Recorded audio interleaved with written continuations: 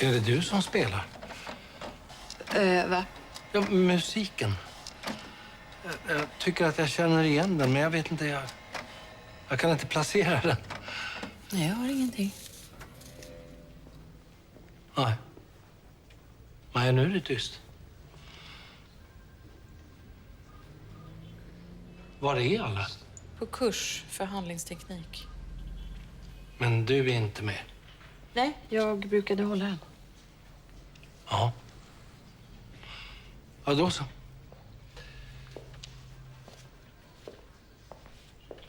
Ett vanligt misstag är att den går direkt på steg 5 och försöker förändra beteendet. Varje steg i trappan måste få tid. Först när gärningspersonen står stadigt på ett trappsteg kan ni flytta upp till nästa. Och som i alla byggnationer är grunden viktigast.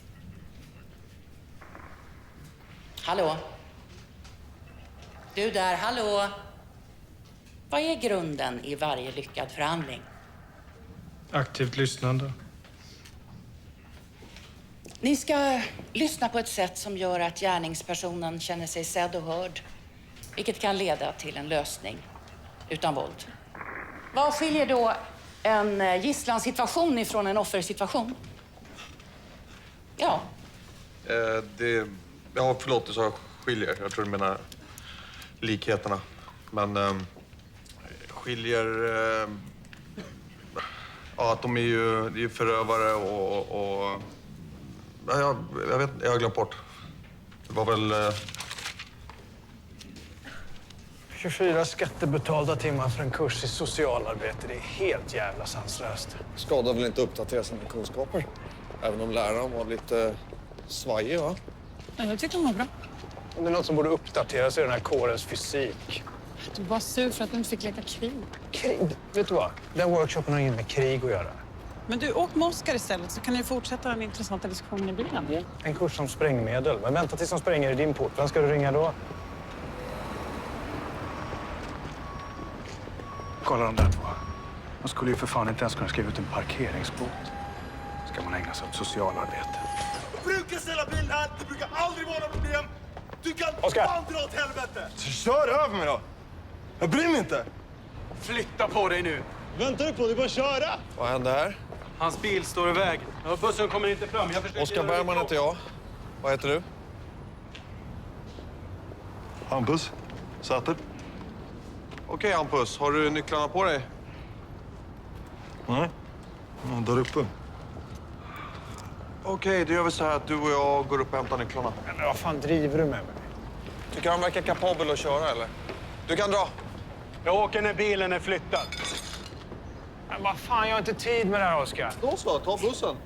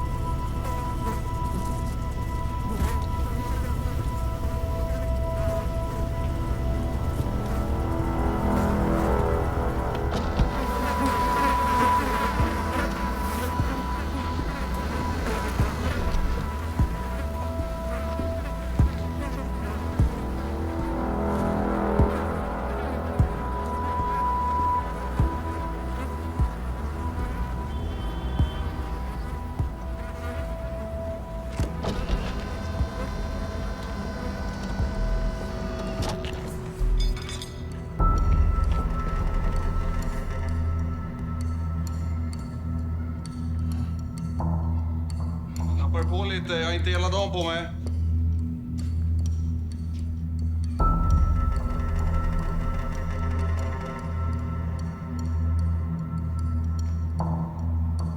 Och sen fick Oskar för sig att gå med honom upp. Och jag måste hitta honom i alla fall. Vi har bilar på väg och de är där om 7 minuter. Jag vet inte om vi har 7 minuter. Du Du avvaktar. Vi vet inte vem vi har att göra med. Jag vet exakt vem jag har att göra med. En fullblodspsykopat.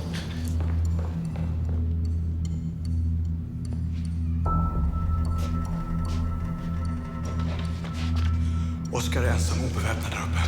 Du inväntar förstärkning. Din order. Jag gör en bedömning av läget. Josef.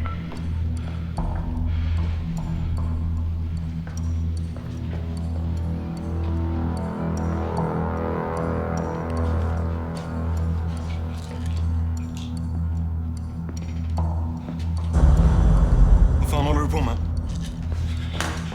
Bort från bordet. Gå!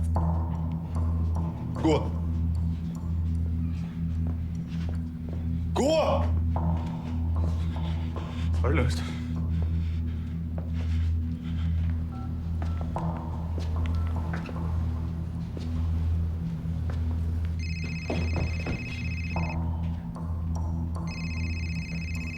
Vem är det? Jag vet inte.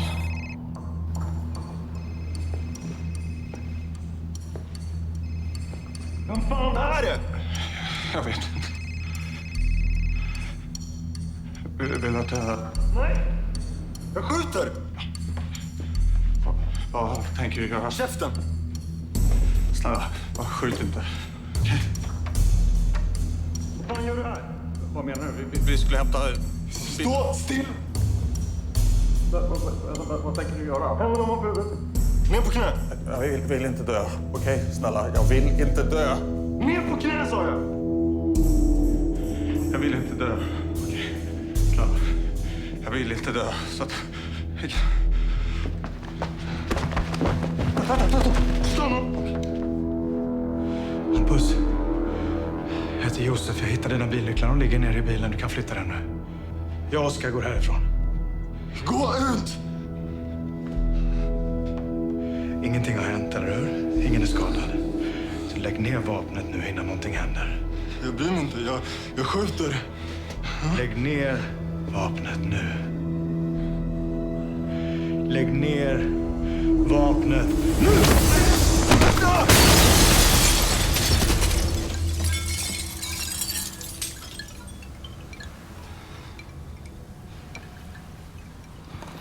Är det okej?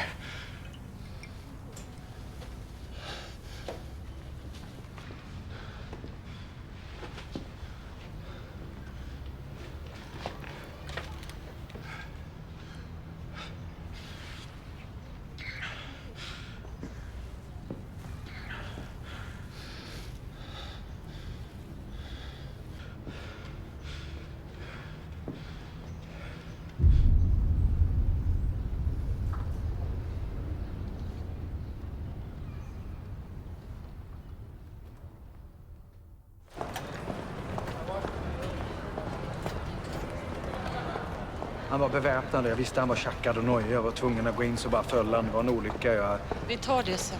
Oskar, hur mår du? Sorry. Vi ordnar så att du får en debriefing. Ja, bara åka hem och slagga en stund bara. Absolut. Du! Tack. Var är bilen någonstans? Flyttat till tekniska för att undvika uppmärksamhet. Och vad vet du om... Ihjälslaget. Jag tror inte bakluckan är mordplatsen är för lite blod. Och det var ett... Spädbarn.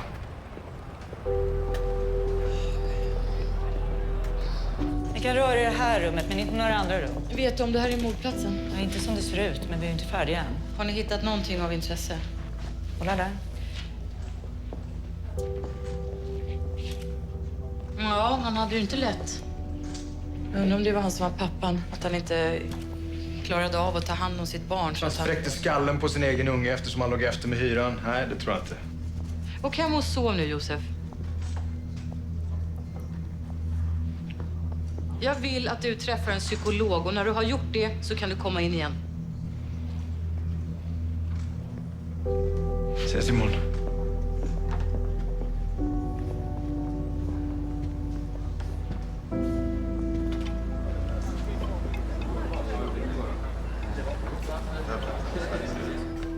God morgon. Hur har folk sovit? Helt okej. Okej, hörni. Det här är ju onekligen lite speciellt.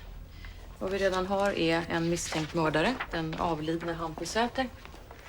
Vad vi saknar är en identitet på offret samt ett tänkbart motiv till gärningen. Har vi några besked från rättsmedicin?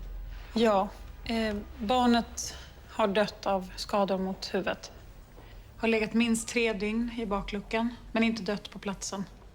Men obduktionen blir klar senare idag. Och blodprovet var... Det var inte Hampus Säters barn. Så vad har vi för information om Hampus? Ja, han bor ensam och är ogift. Han har ett känt drogberoende. Är gravt skuldsatt och ändå hittades det pengar i lägenheten. 100 000 närmare bestämt. Mamman död sedan länge. Pappan Rolf Säter bor i Kista. Han fick dödsbeskedet i natt. Då åker du och jag ut till pappan. Ja, ska jag åka med? Jag menar med tanke på att... Om du klarar av det. Ja, vad fan. Jag tänkte bara om ni hade... Jo, men han behöver inte veta att du var där. Ni andra fortsätter att kartlägga Hampus liv. Vilka umgicks han med? Vilka var han skyldig pengar? Jag vill veta allt. Ja, vad bra. Ni är redan igång. Snygg. Förlåt? Den. Jaså, jaha. Ja. Kan man få en uppdatering? Vi är på väg att åka ut till pappa nu. Han också? Ja. Du tycker inte att det vore bättre att lämna det till någon som inte var inblandad i sonens död? Min personal, mitt beslut, Martin. Ja, nu frågar jag inte bara för pappans skull. Han klarar det. Är det inte lite väl halt för att cykla nu? Nej då, de sandar. Ja, men brukar du cykla till jobbet? Nej, men nu tänker jag låta det bli en vana. Vad var det med honom? Han verkar ju glad. Han kanske har fått ligga. Vet man inte.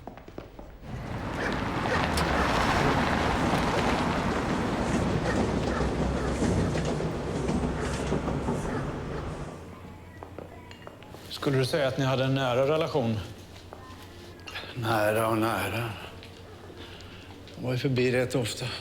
Mest för att låna pengar. Fick han det då? Några 100-lappar då och då. Vi hittade ju en större summa pengar i hans lägenhet. Vet du var han kan ha fått dem ifrån? Nej. Inte en aning. Så var ni där när han... Tog han livet av sig? Varför frågar du det? Han var rätt under isen, så jag tänkte att han... Hampus tog inte livet av sig. Jag var där, det var en olycka.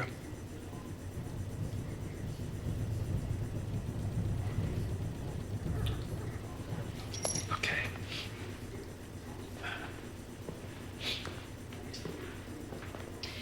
Vet du om det var något särskilt som hade hänt som gjorde att han var deppig? Ja, så hans tjej stack med någon annan för ett tag sedan. Okej, var det nyligen eller? Ett par månader sedan. Men det knäckte han totalt. Han var ju så himla glad över barnet. Vilket barn? Ja, alltså det var inte hans. Eller ja, sa hon i alla fall. Men Hampus, han tänkte inte ge sig. Han ville ju göra ett sånt här faderskapstest så fort ungen hade kommit. Vet du när barnet skulle komma? Ja, så du. Hon borde ha fött nu.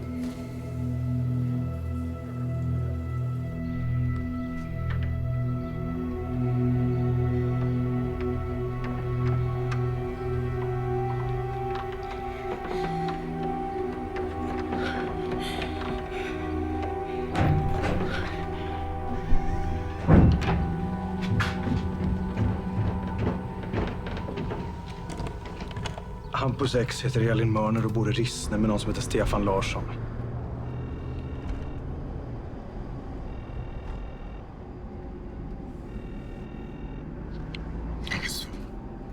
Det är för fan ett trippelmord vi kliver in i där ute. Det vet vi inte. Inga förhastade slutsatser nu. Varför har ingen anmält ett spädbarn försvunnet? Han har slagit ihjäl dem alla tre.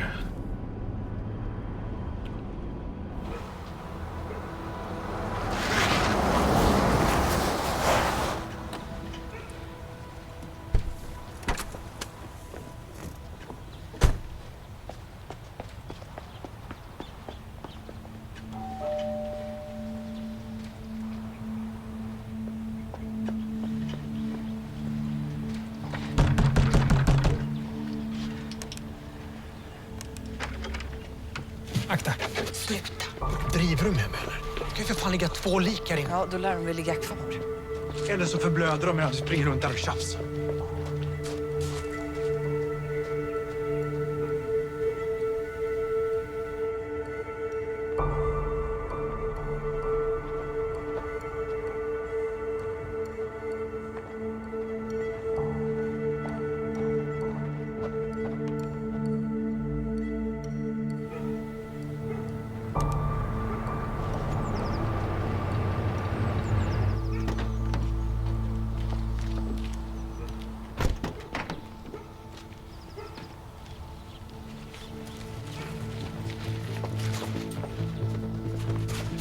Stefan Larsson, är det du?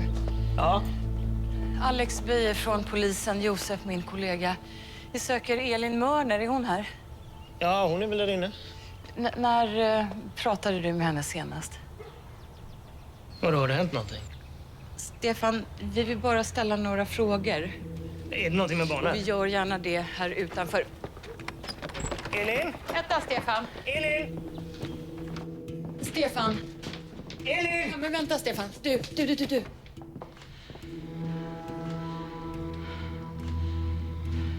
Vi vill bara ställa några frågor, Stefan. Du. Stefan? Du.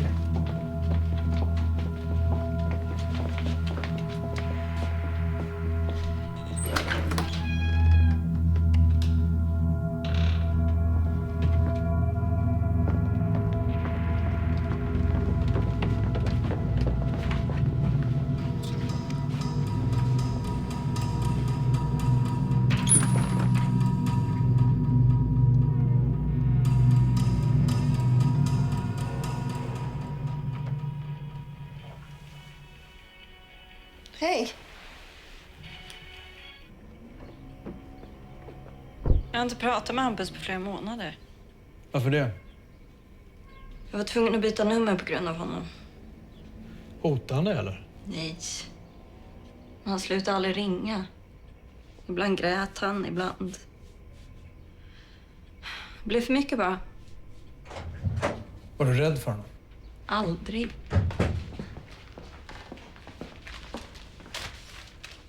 Nej, jag har aldrig träffat killen. Han kanske är lite strulig. Men han skulle aldrig skada någon. Sig själv kanske, men ingen annan. Hampus är världens snällaste.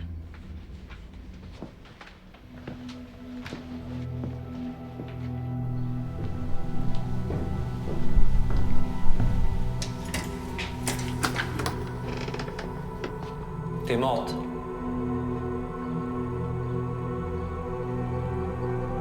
Kom igen nu.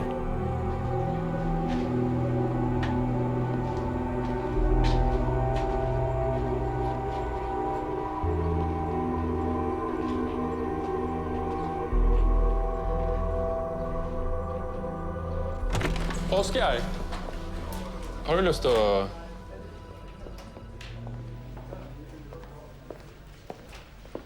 Hallå. Har du tid ett tag? Eller? Ja, jag skulle bara käka lunch. Så. Ja. Du, det här med Josef och grabben som dök ut genom fönstret är ju en jävla sopa. Ja. Och du vet, som regionchef så ligger det ju på mig att reda upp det där. Ja. Så vad innebär det? Media är ute och letar syndabockar och då gäller det ju att spela sina kort rätt, eller hur? Så att det inte blir fel person som får stå där med hundhuvudet. Nej, det är ju inte bra. Fan, jag gillar dig, Oskar. Det har jag alltid gjort.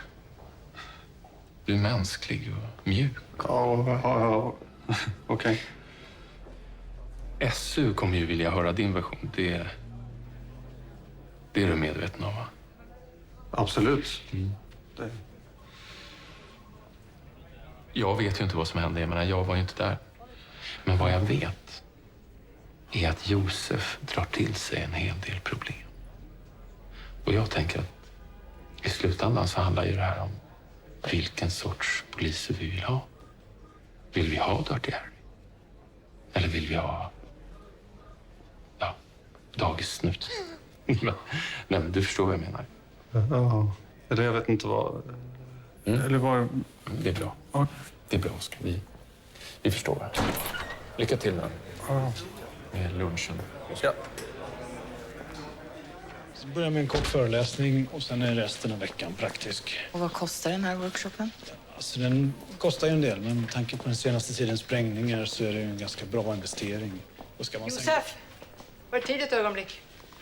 Vad gäller det? Ingripandet mot Hampus Säter. Det är några detaljer vi behöver reda ut med dig. Ja, så fort jag vet vems barn han har mördat så ska jag klottra ner en rapport till er. Du och jag gör en deal. Jag vet att du vill slippa gräva den här skiten. Jag är precis likadan. Ta det här samtalet med SU nu, så slipper du psykologen. Okej? Okej, låter bra.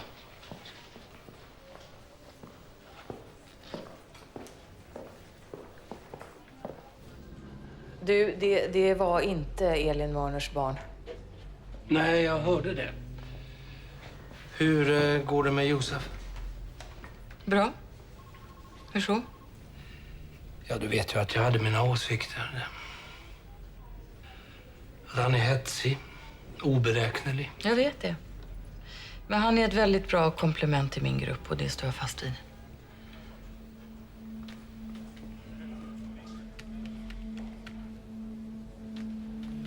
Är det något? Ja, det är det. Jag har pratat med internutredarna. Så. Kan du med egna ord berätta om de händelser som ledde fram till Hampus Säters död? Hampus Säter var påverkad och paranoid. Jag bad honom lägga ner vapnet gång på gång. Och hade det varit Oskar Bergmans järnsubstans som vi skrapade upp från asfalten så hade jag fått sitta här och försvara det istället. Var det din bedömning att Oskars liv stod på spel? Ja. Och om jag säger att Hampus vapen var obrukbart? Hur vet ni det? Har det kommit svar från tekniska?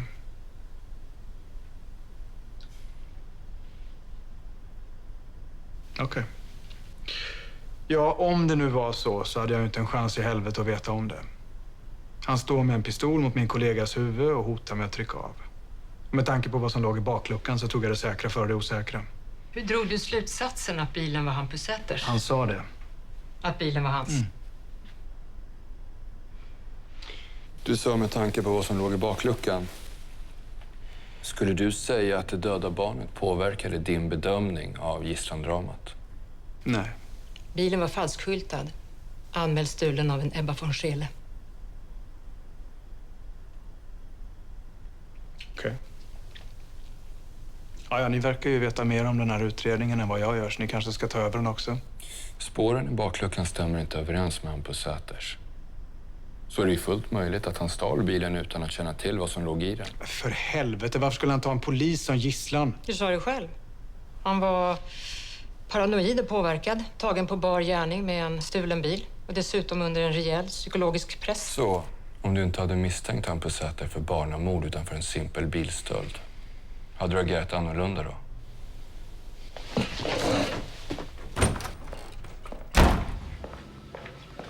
Är det du som har lämnat uppgifter till SU om vapnet och bilen och massa grejer? Det var ju som ett jävla bakhåll där inne. Vill du få mig avstängd eller? Det var jag som gav dem informationen. De kom in medan ni var ute. Jag använde inget jävla övervåld. Fråga Oskar. Han kommer också få lämna en redogörelse. Det är inte upp till mig, Josef. Tycker du att jag gjorde fel? Jag var inte där, Josef. Jag vet inte. Men jag bad dig att invänta förstärkning.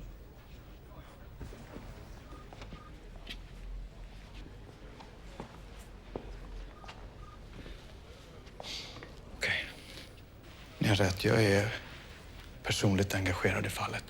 Men det är inget problem, det är en tillgång. Jag hör vad du säger. Bra. Men jag kommer plocka bort dig.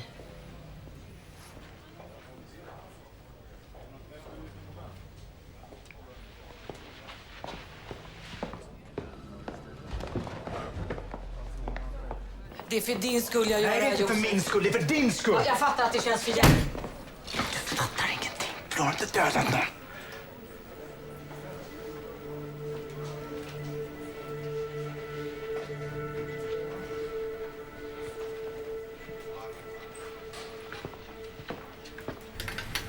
spädbarns huvud är oerhört känsligt, så det krävs inte mycket.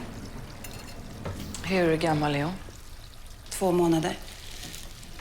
Vi ser på bakre fontanellen här att den inte har hunnit växa ihop. Så det behövs ju ingen direkt styrka. Är det mord eller dråp? Ja, det är omöjligt att säga. Men om du skulle gissa, vad? Ja, gissning är ju inte mitt bord om det är mord eller dråp. Det får du fråga gärningsmannen. Ursäkta, jag går och tar lite luft bara. Men jag tror att skallen kan ha blivit klämd mellanåt. Kläm? Nej. Jag bara... Men om hon skulle vakna så kan du bara hälsa att pappa kommer hem snart. Okej, bra. Tack. Hej.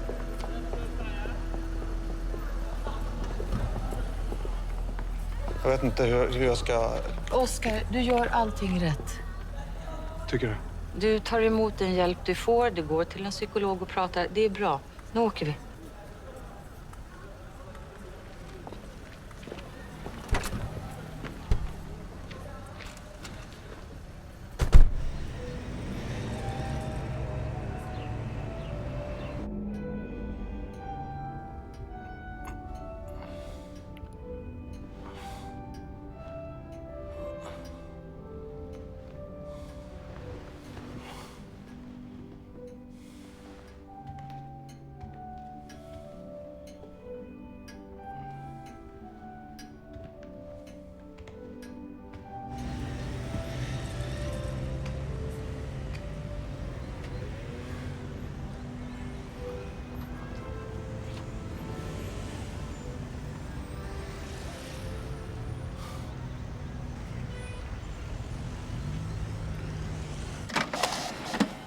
Ja, Hampus Säter har en minst sagt trasslig bakgrund. Ungdomsbrottslighet i tidiga tonåren. När han var 19 fick han 2 år för en skjutning. Sen dess har det varit lugnt. Pappret i alla fall. Motivet för skjutningen? Oklart. Skulle kunna vara gängrelaterat. På senare tid så har han försökt sig som målvakt för olika bilar och företag. Jag ska bara hämta mina grejer. Varsågod. Och hur går det med mobilen? Inte alls. De där 6-siffriga koderna är omöjliga att knäcka. Dessutom verkar han byta rätt frekvent och samtalslistan går bara ett par dygn tillbaks. Och datorn? Den är ingen problem. Bara för slösande tid på det här. Om han på Säter nu bara snodde fel bil vid fel tillfälle så är det väl bara att avskriva honom. Eller har bilägaren Ebba hört av sig och helt plötsligt anmält ett spädbarn försvunnet? Har du allt du behöver nu?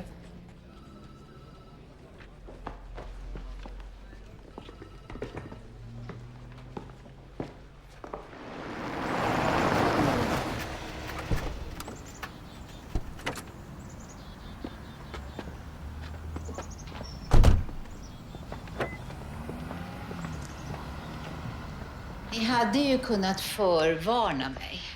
Ja, jag ber om ursäkt om det kommer olägligt, men vi skulle vilja ställa några frågor. Jaha. Ja, fråga på. Är det någon mer än du som har tillgång till din bil? Nej. När får jag tillbaka den? Ja, så snart vi är klara med den tekniska undersökningen. Är det något annat som har blivit stulet? Inte vad jag vet. Vi har hittat en hel del kontanter i tjuvens ägo. Är det något du känner till? Ser jag ut som en kontantmänniska? Är vi klara, eller? Nej, inte riktigt. Nähä? Har du något emot att vi tar fingeravtryck och gör DNA-test? Ja, alltså du har rätt att vägra. Ja, nej. Visst. Men sen får ni faktiskt gå, för jag har lite annat att stå i. Sovgapa.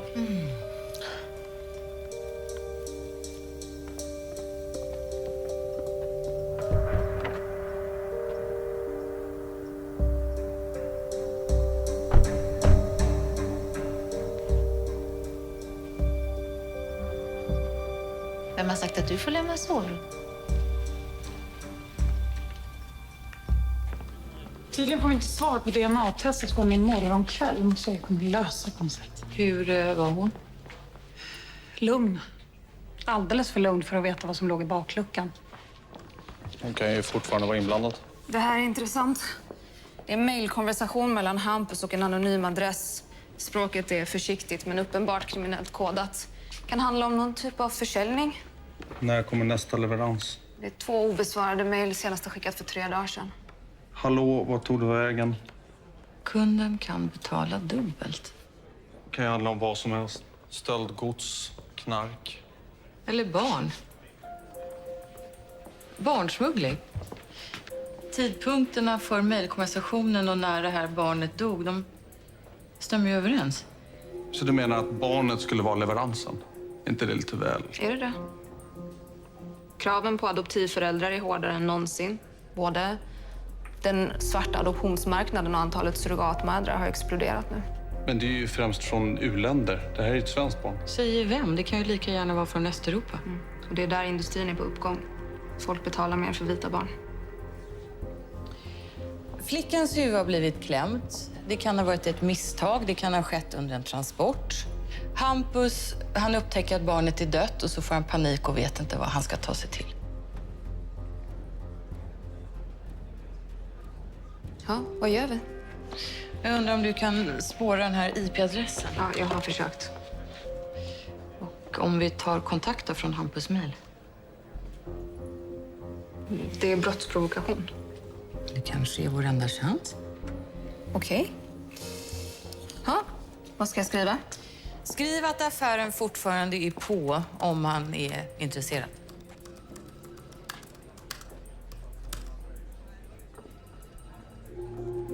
Nu då? Nu väntar vi på svar. Alex, vi har ett problem. Vi blir fullkomligt nerringda av media som vill ha ett uttalande om den misslyckade polisinsatsen.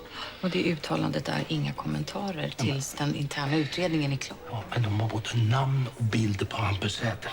Det kan de inte gå ut med. Om den här mejlkontakten får reda på att Hampus är död så kommer han inte nappa.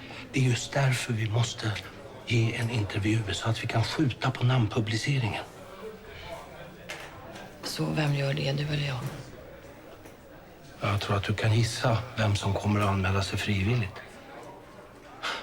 Mannen föll 8 våningar under ett misslyckat polisingripande. Och nu undrar allmänheten, har polisvåldet gått för långt? Nej, det tycker jag inte. Men som alltid när en insats får en mindre lyckad utgång så har vi tillsatt en internutredning för att ta reda på om vi borde ha handlat annorlunda. Ja, det här är ju inte första gången som era insatser får en mindre lyckad utgång.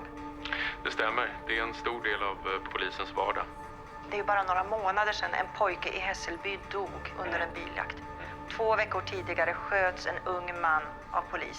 Det är hemskt olyckligt att det har blivit på det här sättet. Och som sagt, vi kan konstatera att det här handlar om enskilda polisers dåliga omdöme snarare än en utbredd våldstendens inom kåren.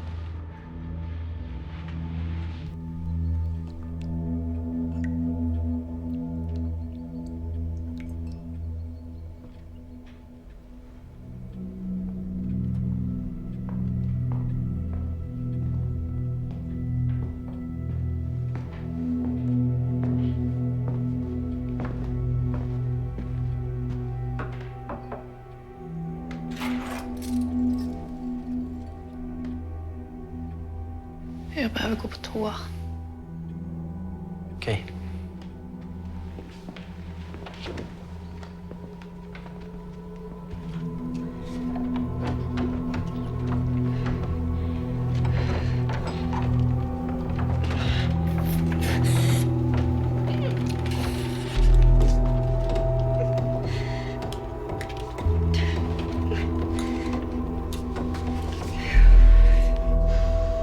Börjar du bli klar? Ja, jag kommer.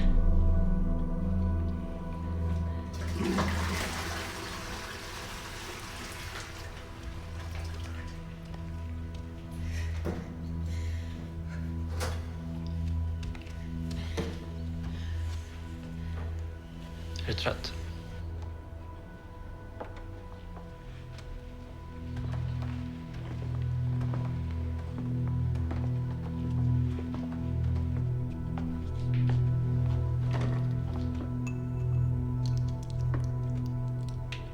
Hur länge ska jag vara inlåst? Tills jag kan lita på dig. Jag vill hem.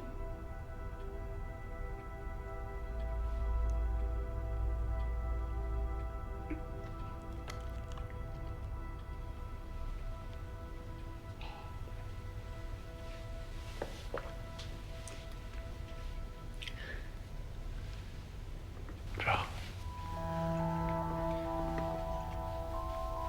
Oroa inte. Vi ska bli en familj.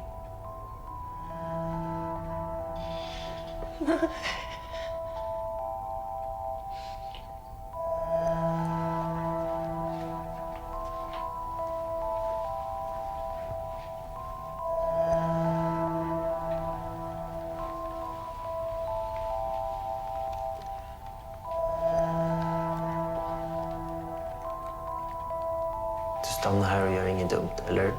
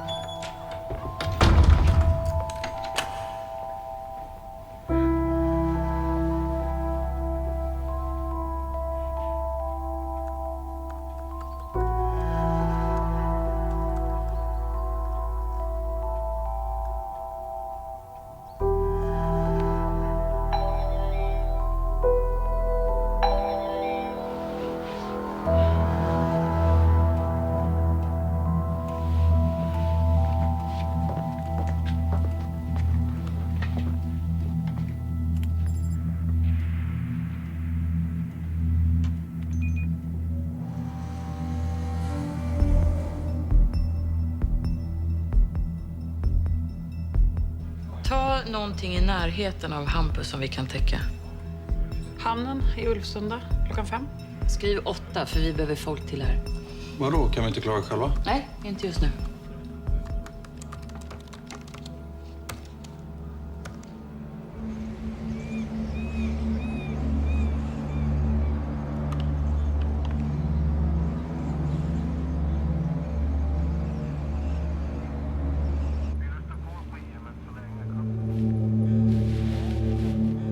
Han är sen. Polisvittring. Eller så är han bara dålig på att passa tider.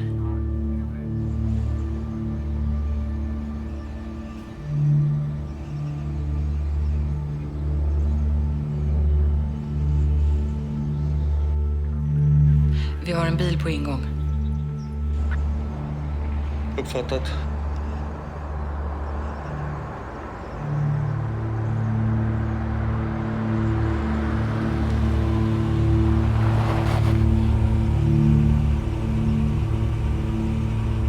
Vad ser du?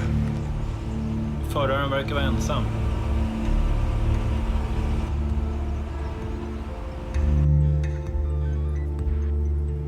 Är det han?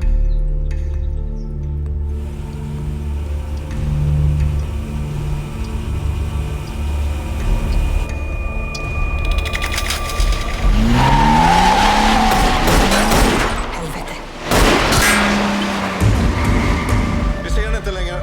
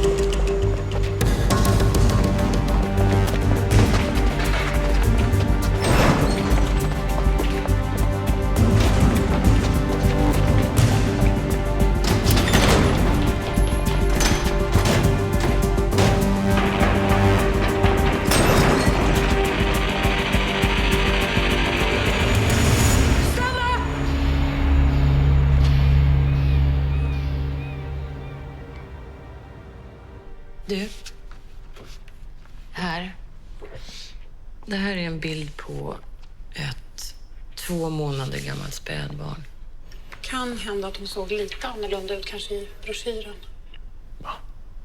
Hon låg i bakluckan på Hampus Säters bil. Ja, vem är det? Minns du inte namnen på folk du gör affärer med?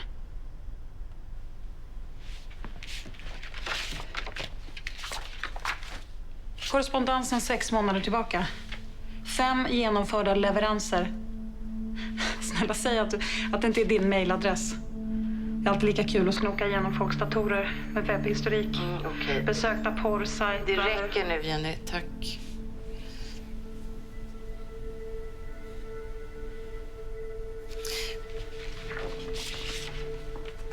Här är Hampus. Vad fan har hänt? Syns inte det? Är det så att du inte känner till någonting om det här? Men snälla, det är väl klart att han gör. Men lugn, snälla. Nej, men låt honom sitta där och vänta på sin advokat. Vi har tillräckligt. Vet du, mord på spädbarn. Det är inte särskilt populärt. Varken i rättssalen eller på kåkan. Okej, det räcker nu, Jenny. Du kan gå ut. Jag har ingenting med det här att göra. Nej, säkert. Jag ordnar med en husrannsakan.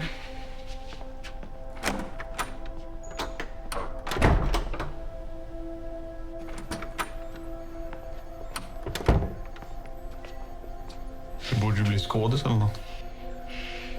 Jag ska tänka på saken.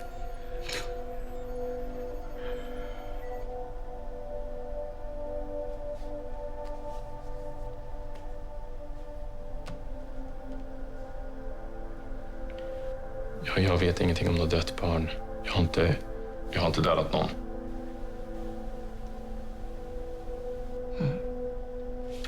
Du, jag undrar om du skulle kunna berätta för mig lite mer om hur er verksamhet funkar.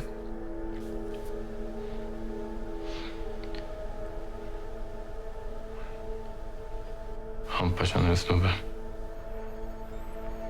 Som raggar upp rika kärringar. Som har råd att köpa ett barn. Nej. Som äger dyra bilar. Han kopierar nycklarna. Hampus skyltar om bilarna i sin farsas verkstad. Jag sköter bara kundkontakt. Det är allt. Så ni säljer stulna bilar? Ja. Okej.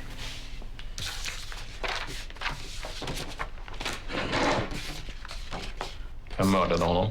Vem har sagt att han har blivit mördad? Han föll ut från ett fönster. Sa inte vi det?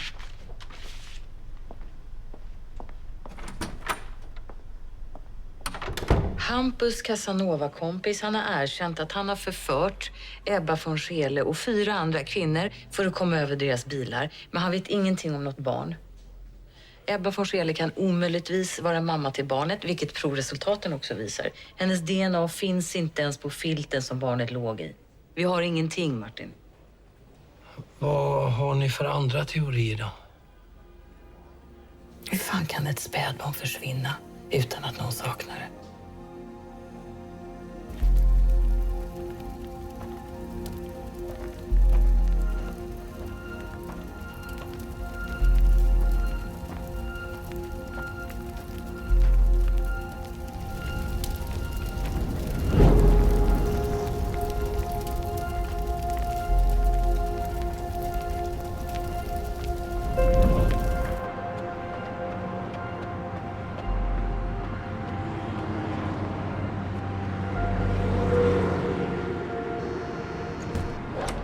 Jag var i närheten så jag ville se hur det var med dig.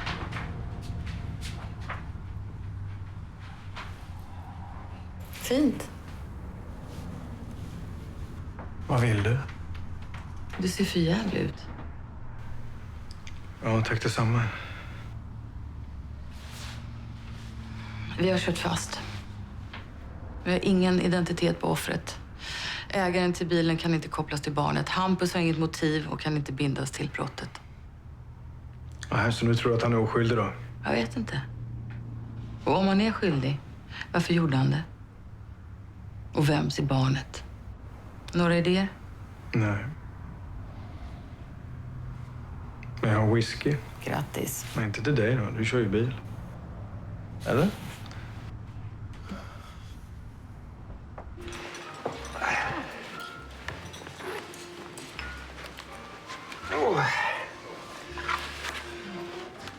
Ska vi börja med någonting att dricka? Ja. Champagne. Firar vi något, eller? Livet. Ta nu precis vad ni vill och bry er inte om vad det kostar. Pappa, vad är det som är fel? Va? Det är ingen som fyller år, det är inte jul. Och ändå ska vi...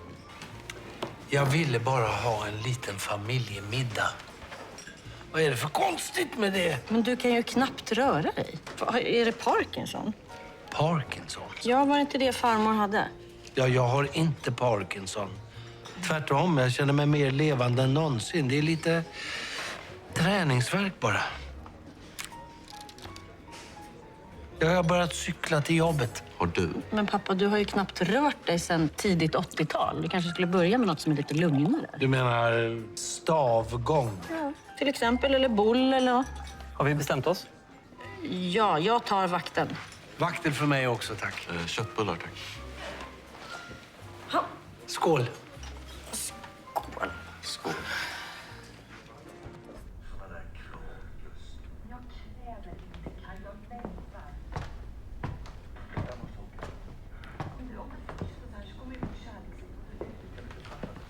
Är det ont?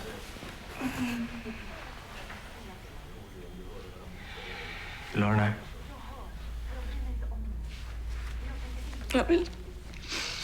Jag vill träffa henne.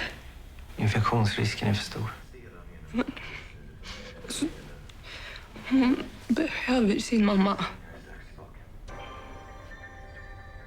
Vi fortsätter med dödsolyckan vid Telefonplan i södra Stockholm, där en polisinsats ledde till att en ung man föll från ett fönster på 8:e våningen. Enligt vittnen var ambulansen snabbt på plats, men mannens liv gick inte att rädda.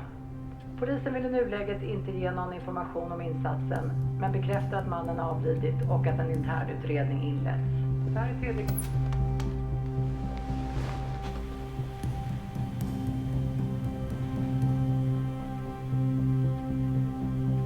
Vad är det?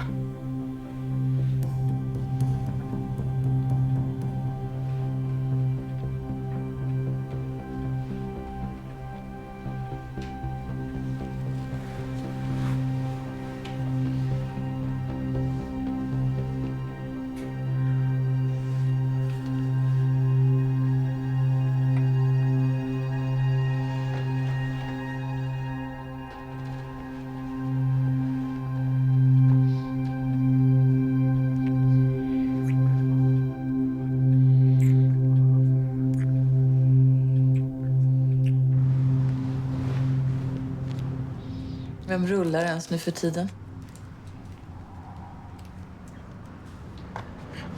Prova, det är meditativt.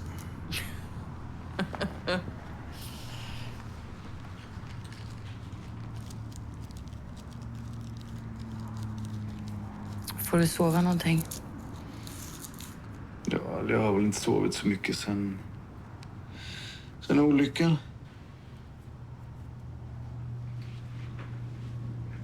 Oh, wow. Det där har du gjort förr, va? Ren naturbegåvning.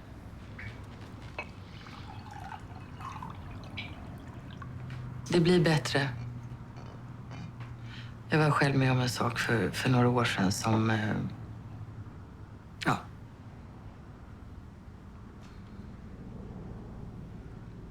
Var det också en olycka, eller?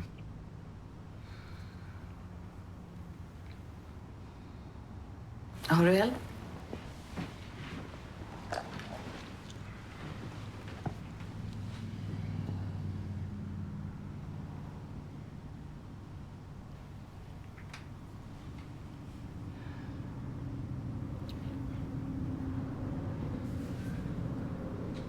Det här är nog ingen bra idé.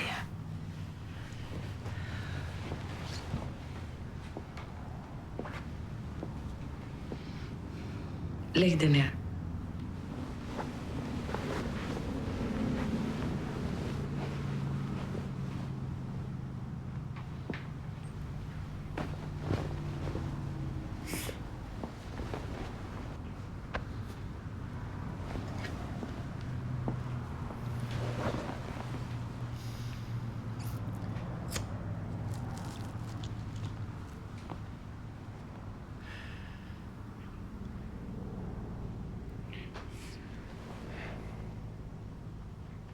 Min bror högg ihjäl våran pappa med 11 hugg.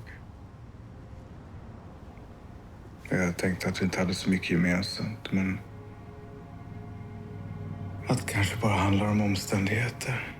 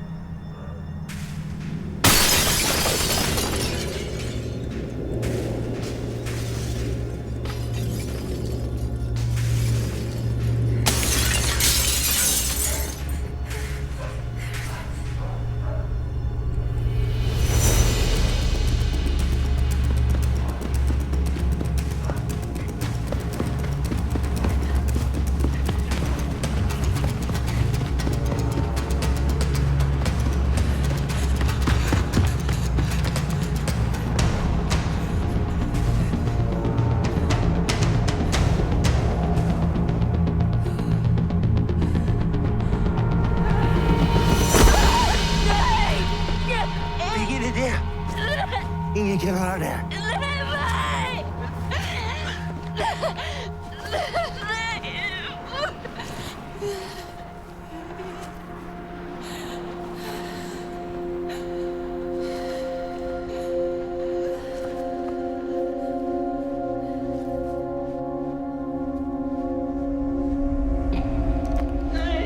Jag kan inte lita på dig.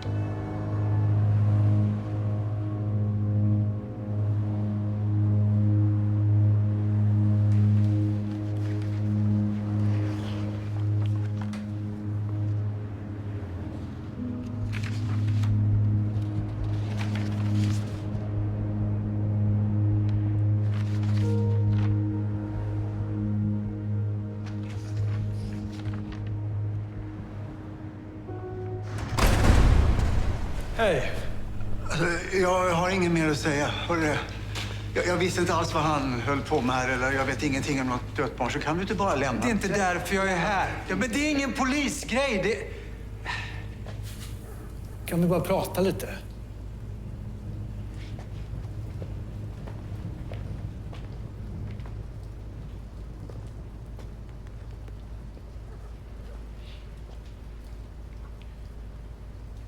Är det han? Ja. Det är Hampus.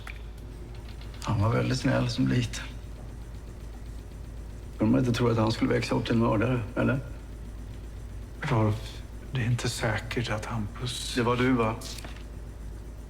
Polismannen som knuffade ut han, det var du. Det var en olycka.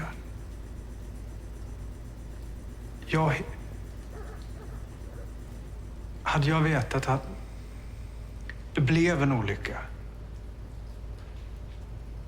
Jag är ledsen. Jag har väntat på det här. Ända sedan den där jävla skjutningen när han hamnade i fängelse så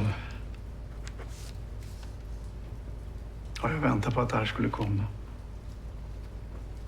Man hoppas och tror att saker och ting ska ändra sig. Hampus han har varit hopplös hela sitt vuxna liv. Ja, jag tror man är en grabb till som man måste vara glad över i alla fall. Har Hampus en bror? En halvbror. Han är läkare nu. Växte upp med sin mamma i Finland. Det är därför det blir folk av honom. Han har precis flyttat tillbaks hit till Sverige. Någon kanske borde berätta för honom. Om Hampus har liksom inte kommit hit. Vi gör det.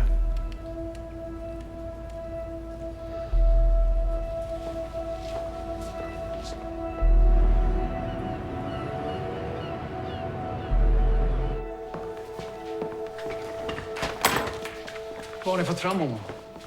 Vad i helvete håller du på med? Åker ut och förhör pappan under en pågående internutredning. Vill du få sparken? Det var inget förhör för fan. Vad händer här då? Ingenting. Vad har ni fått fram om Hampus bror? Har han en bror? Ja, Björn Lind. Och varför har ni inte hört honom? Det finns inget släktskap registrerat. Han är inte skriven ens i Sverige. Men han bor här och jag har adressen. Ja, då åker ni dit med en gång. Inte du. Och jag som hittade honom. Du stannar här.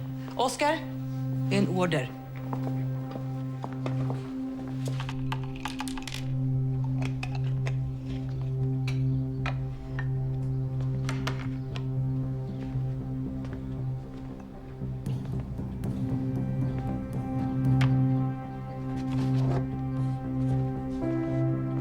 Björn Lind jobbar som nätläkare och har dubbla medborgarskap. Utbildad i Sverige men har bott i Finland sedan 4 år.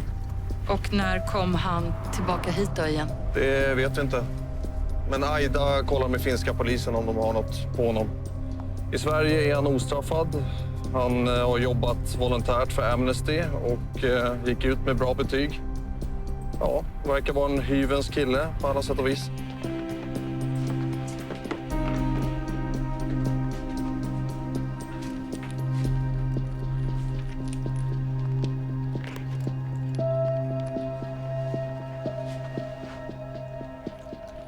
Ska du försöka vakna?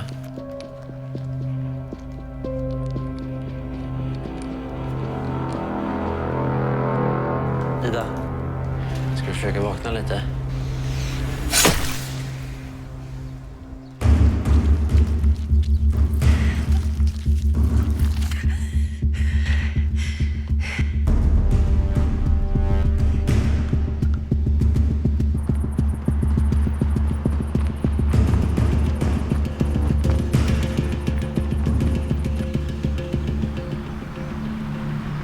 Det är ändå lite anmärkningsvärt att han inte har hört av sig angående sin egen bror. Jag menar, trots alla skriverier. Mm. Men det var en halvbror. Kanske inte hade någon vidare kontakt.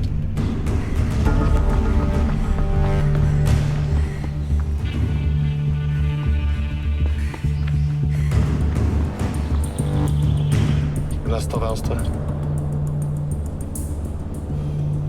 Vem fan vill bo här ute?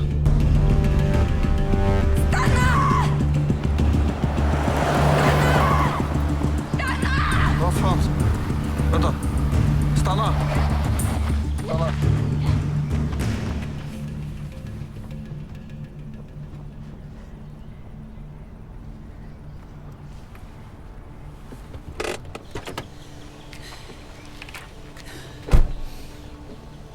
Hjälp mig. Jag heter Alex. Jag är polis. Vad heter du? Ida. Jag behöver en ambulans till... Vänta, jag ska kolla vad vi... Ida, jag vill att du talar om för mig nu exakt vad som har hänt. Han låste in mig. Vem låste in dig? Björn. Han lät mig inte gå. Jag kan ha dödat honom. Jag visste inte vad jag skulle göra. Vi behöver 2 ambulanser. Precis. Jag går dit och du tar hand om henne. Ja, bra, tack. Ida, kom så väntar vi i bilen. Jag måste åka till sjukhuset. Ja, vi väntar på ambulansen. Den är på väg. Nej. Min dotter är där.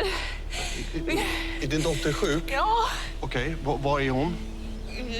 Karolinska. Karolinska. Men ni måste köra mig nu. Hur gammal är din dotter? 9 veckor.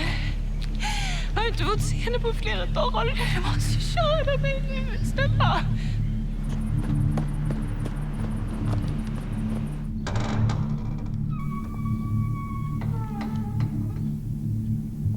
Björn!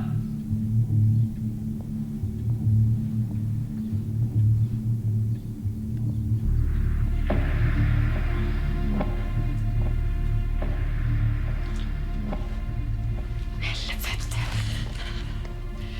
Ligg still. Ligg helt still. Ta det lugnt, ligg still, annars så kommer du förblöda.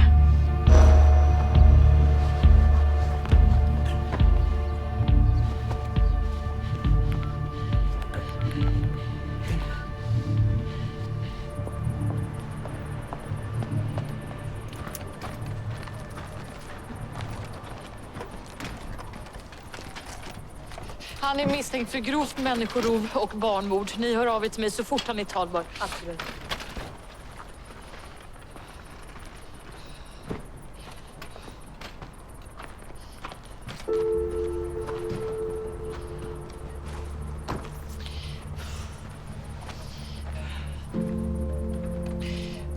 Alex, är du okej? Ja. Är det säkert? Ja.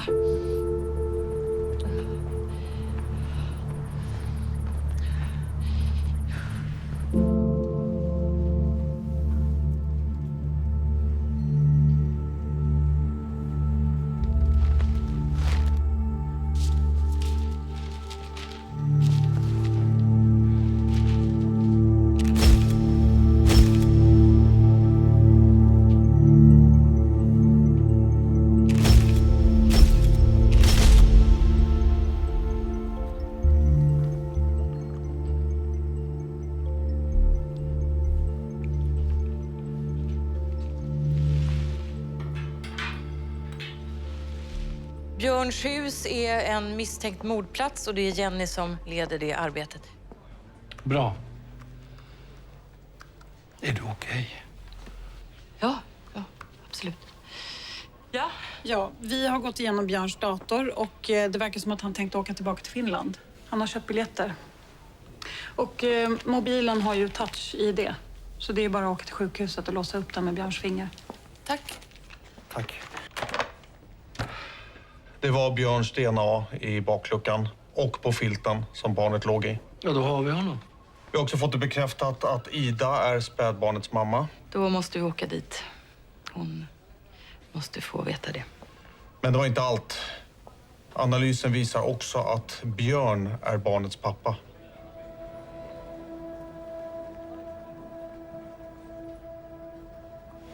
Vilket innebär att han har haft henne inlåst i nästan 1 år. Minst. Oskar, kommer du? Helst inte. Ja, följer med. Bra.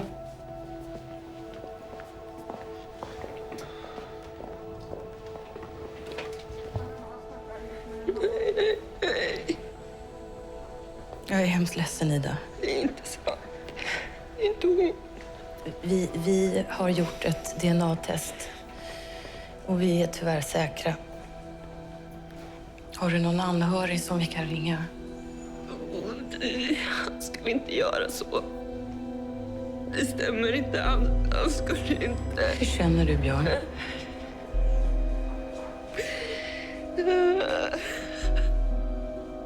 I så fall... Då vill jag se henne. Det är inte hon. Vet du hur länge du var i källaren, Ida? Jag vill se henne. Har du någon tidsuppfattning, Ida, om hur länge du har varit inlåst? Jag skulle känna igen henne. Det är inte hon. Det kan vara det. Alex.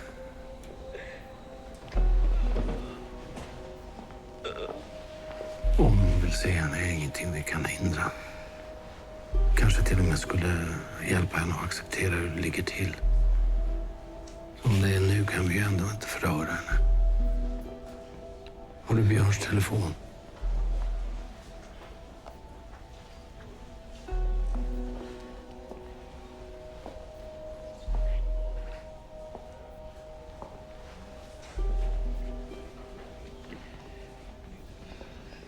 Hej, du, jag undrar om du kan möta mig vid rättsmedicin.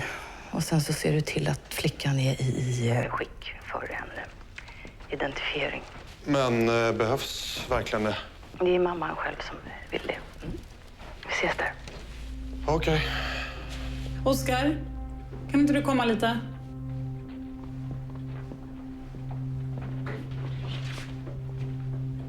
Ser du något ovanligt här? Nej. Nej, exakt. Garderoben är full av kvinnokläder och skor som är flera år gamla. Det ser ut som hemma hos vilket par som helst.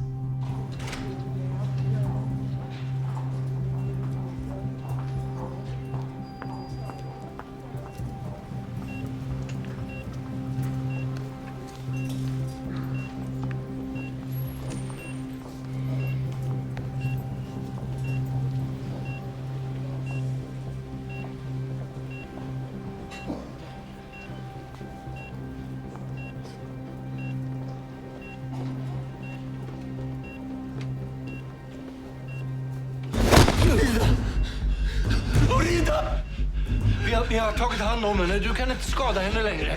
Kan du komma in här? Nej! Släpp mig! Var är han?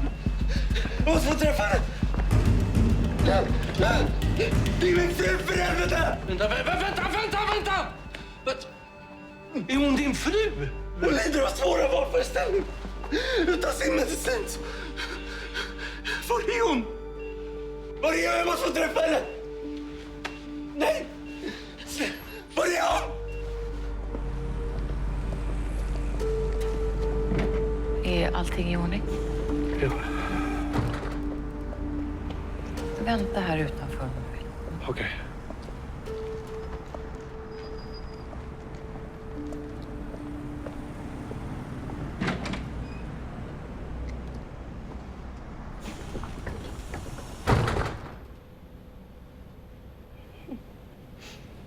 Det ser ut som att hon bara sover.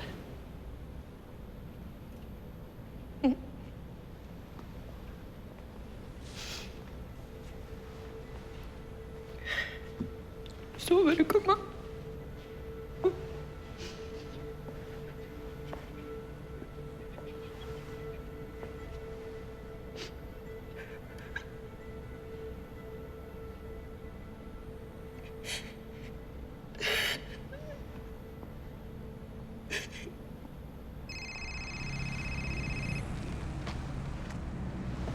Hej Martin. Var är du? På rättsmedicin. Eller ja, utanför. Jag tyckte det var bäst om de själva fick vara inne. Gå in. Va? Varför det? Ni måste ta in henne. Det är hon, Oskar. Det är Ida.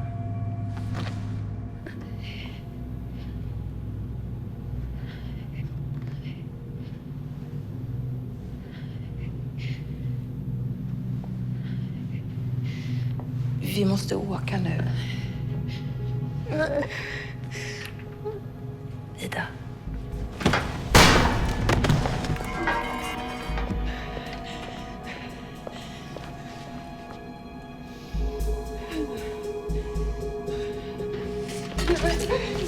Nej. Ida. Okej. Vänta. Lugn. Titta.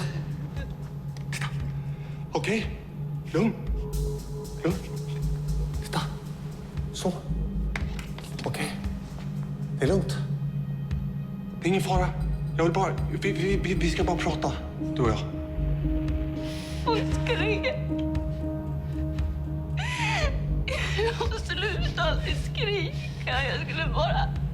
Jag ville bara att det skulle vara inte i huset. Jag fattar. Jag förstår det. Jag, vet du vad? Jag har också en dotter. Emma heter min dotter. Vad heter din? Ida, vad heter din dotter? Tova. Hon heter Tova. Okej. Vad fint. Jättefint namn.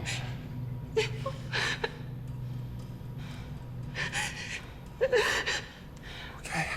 Det är lugnt.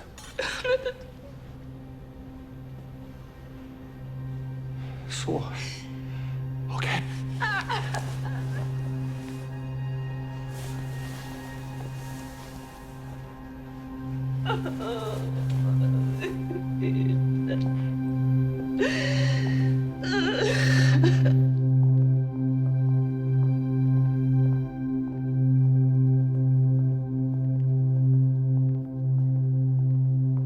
Var ska jag börja? Var du vill. Vi har tid. Vi träffades på läkarlinjen. Hon var den man lade märke till. Hon var min första tjej. Ja, min enda. Men under 3:e året började hon förändras. Hon var väldigt social men blev plötsligt stressad av folk. Tålde inte ljud, fick ångest, utbrott. Och jag ville tro att jag bara inbillade mig, men alltså alla läkarstudenter ser ju symptom överallt, det hör liksom till. Men det var inte inbildning? Nej, hon var sjuk. Hon diagnostiserades med paranoid schizofreni. Det var där som mardrömmen började. I det här landet är psykvården sjukare än patienterna. Nya läkare varje dag slussades runt mellan olika instanser. Sen pumpades de full med mediciner och släpptes ut på gatan igen. Vi levde som i ett fängelse i väntan på nästa psykos.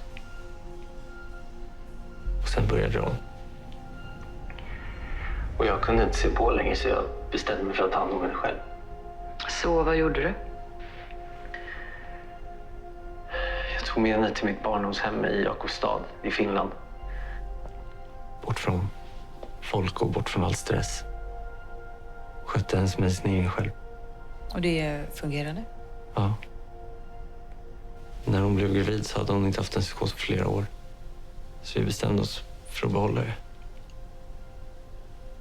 Vi flyttade tillbaks till Sverige strax efter förlossningen.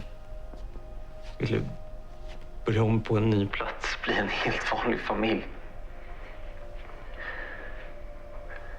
Jag trodde att vi skulle klara det. Bara vi var försiktiga och bodde i en lugn miljö och skötte hennes medicinering. Vad hände sen?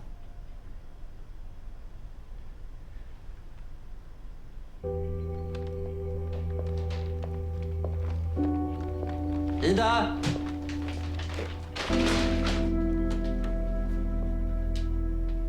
Hallå? Ida?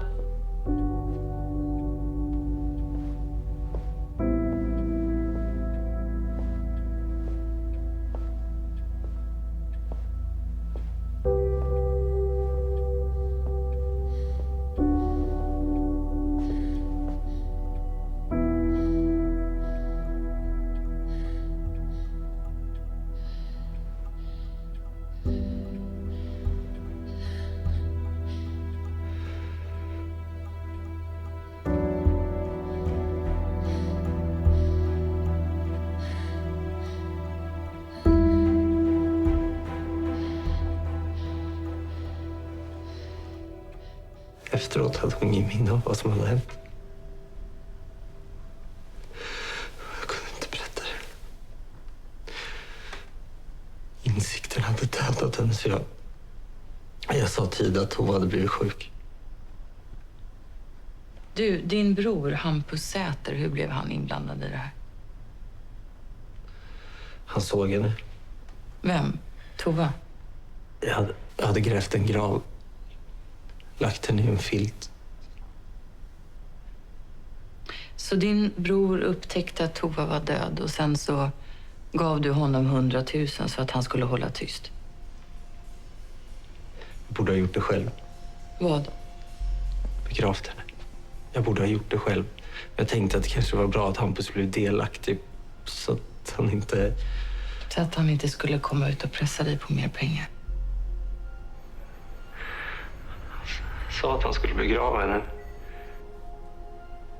Någonstans långt bort där hon inte skulle hittas. Sen när Ida var mer stabil så skulle jag berätta för henne att vårt barn hade dött av ett medfött hjärtfel. Att det inte var någons fel.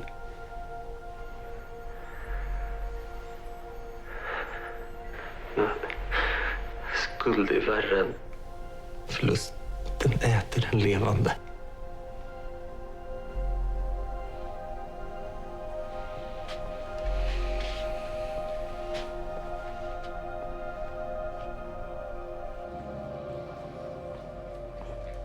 Hur är läget?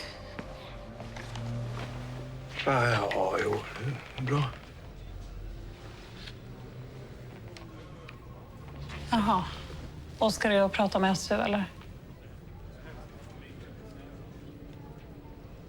Vad tror du? Kanske dags att börja packa väskan.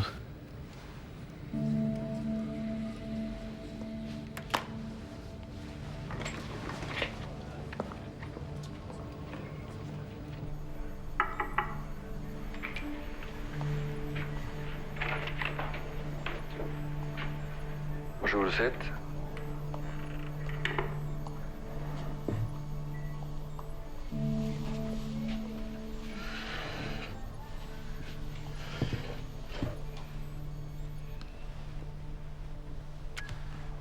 Kan du berätta med egna ord om de händelser som ledde fram till Hampus Säters död? Ja. Josef räddade mitt liv. Utan honom hade jag inte suttit här idag.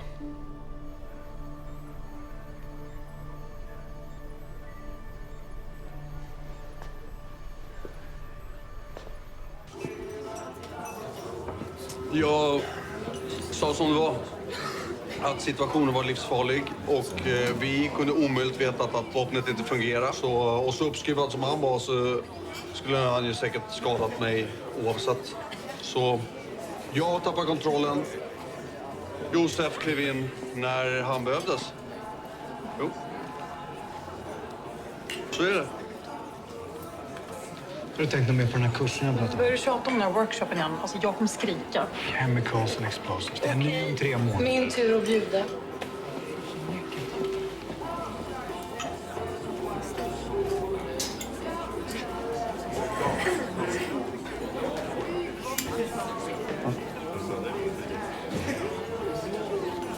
Du.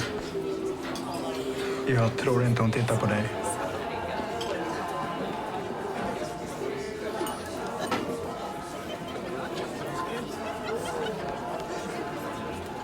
Okej, nästa gång får någon annan välja ställe, okej? All right, yeah. Nu skålar vi. Igen? Ja, skål för hjälten. Skål för Oskar. Skål för Oskar. Jo, bra jobbat. Tack. Skulle inte Martin komma? Jo, han säger alltid det, men så dyker han aldrig upp. Det är bara att vänja sig. Så skål för det. Skål för de som aldrig dyker upp. Kom igen nu. Ja, kom igen nu. Skål. Skål. Skål. Ja, vi kör.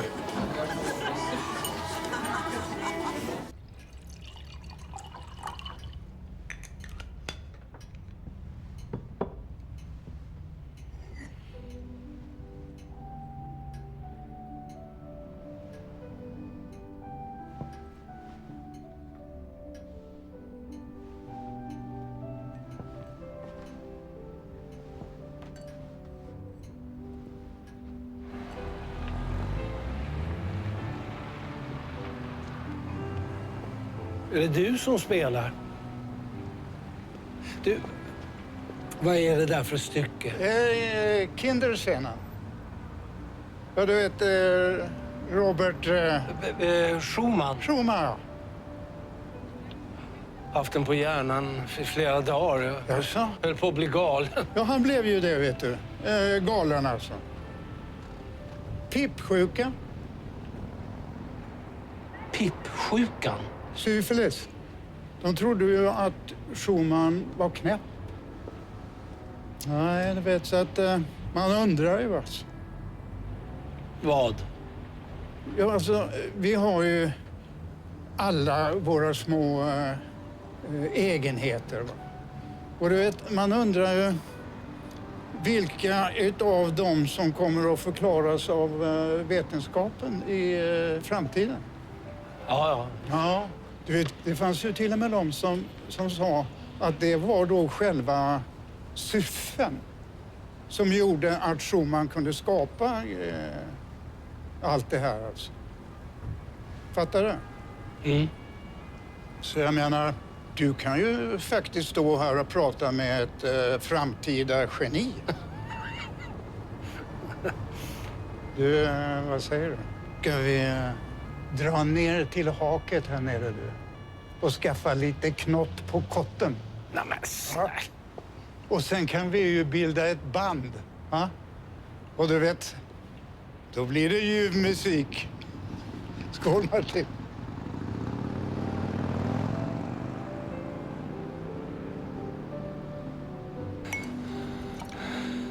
Ja, men Martin, det där var väl onödigt, va? Martin!